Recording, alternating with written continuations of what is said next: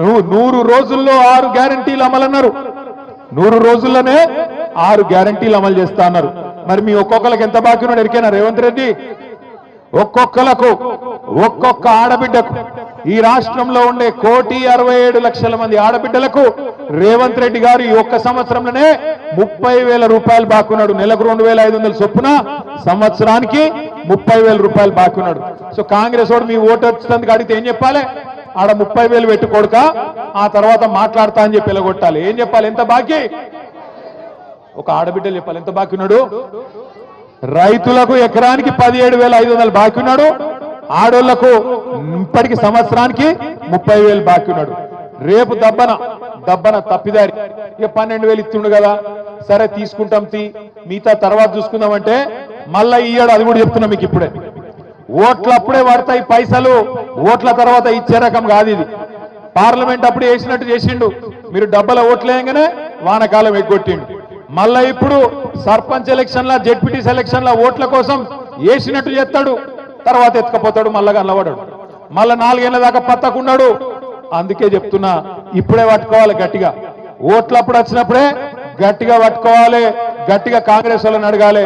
ఏమాయ కొడక, రైతు భరోసా ఎడవైంది, రైతు బీమా సంగతి ఏంది, రుణమాఫీ సంగతి ఏంది, మాకు ఆడబిడ్డలకు బాకీ పడ్డవు 30,000 దాని సంగతి ఏందని అడగాలి. ఇక చెప్పుకుంటూ పోతే చాలున్నది. 4-5 లక్షల లగ్గాలు అయినాయి తెలంగాణలో ఈ సంవత్సరంలో. ఒక్కొక్క లగ్గానికి ఎంత బాకీ ఉన్నాడు రేవంత్ రెడ్డి? మరి తులం బంగారం దొరకలేదా? బంగారం షాపుడు ఇత్తలేడా? లేకపోతే నిన్ను నమ్ముతలేడా? లేకపోతే ఎందుకు పోయింది తులం బంగారం?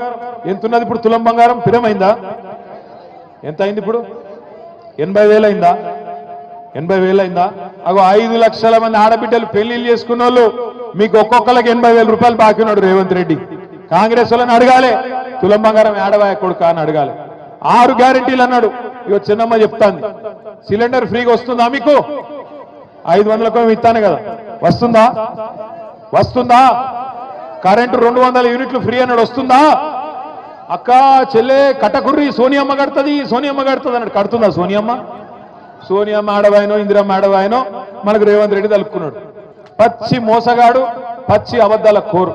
నిజంగా ఇవాళ రాష్ట్రం లెవెల్ మీదన్నా 420 చీటింగ్ కేసు పెట్టాలంటే మా ఆడబిడ్డలను కోరుతున్నా నేను.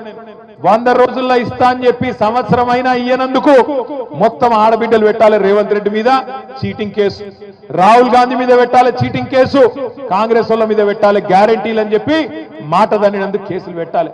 ఇక మనం కేసులు పెట్టినా పోలీసు వాళ్ళు ఉన్నారా ఈడ?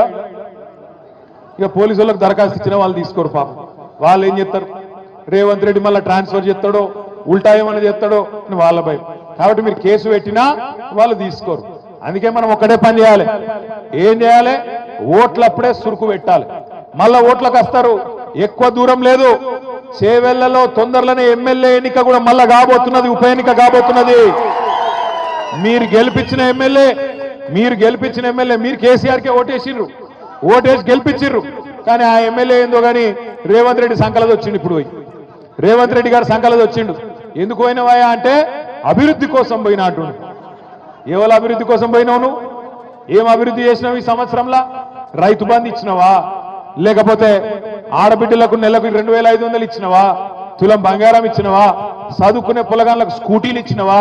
నువ్వు ఇచ్చిన మాట ఒక్కట నిలబెట్టుకున్నావా? ఏం అభివృద్ధి అయింది ఈ సంవత్సరంలో? ఉన్నది వీకింది. కాబట్టి నేను అంటున్నా, రేపు ఎలక్షన్ వస్తుంది. ఎలక్షన్ వచ్చినప్పుడు చేవెళ్ళ మాత్రమే కాదు, రాష్ట్రంలో 10 మంది ఎమ్మెల్యేలు ఎవరైతే పార్టీ మారినరో 2025 సంవత్సరంలోనే ఆ ఎలక్షన్ కూడా వస్తుంది. మీ చేవెళ్ళ ఉప ఎన్నిక కూడా వస్తుంది. బుద్ధి చెప్దామా కాంగ్రెస్ పార్టీకి? చెప్దామా వద్దా? రైతు భరోసా వేయనందుకు, చెప్పిన మాట ప్రకారం 15,000 ఇయ్యనందుకు, వానకాలం రైతు బంధు ఎగ్గొట్టినందుకు, సంవత్సరం తర్వాత కూడా రైతులకు రూపాయి ఇయ్యనందుకు, రుణమాఫీ అని చెప్పి మోసం చేసినందుకు, 2,500 అని చెప్పి మోసం చేసినందుకు, 6 గ్యారెంటీలు ఎత్తగొట్టినందుకు, పక్కనే ఉన్న కొడంగల్ నియోజకవర్గంలో మా భూమి మేము ఇయ్యము అన్న పాపానికి, మా భూమి మాకే ఉండాలి అట్లెట్లా గుంజుకుంటావు నువ్వు అని అడిగితే 40 మంది రైతులను తీసుకుపోయి జైల్లో పెట్టిండు 40 రోజుల పాటు. గట్ల రైతులను హింసించినందుకు, హీరియా నాయక్ అనే రైతుకు గుండెపోటు వస్తే, గుండె నొప్పి వస్తే బేడీలేసి హాస్పిటల్ కొట్టబోతావా? గందుకేయాలన్నా నీ కోటు?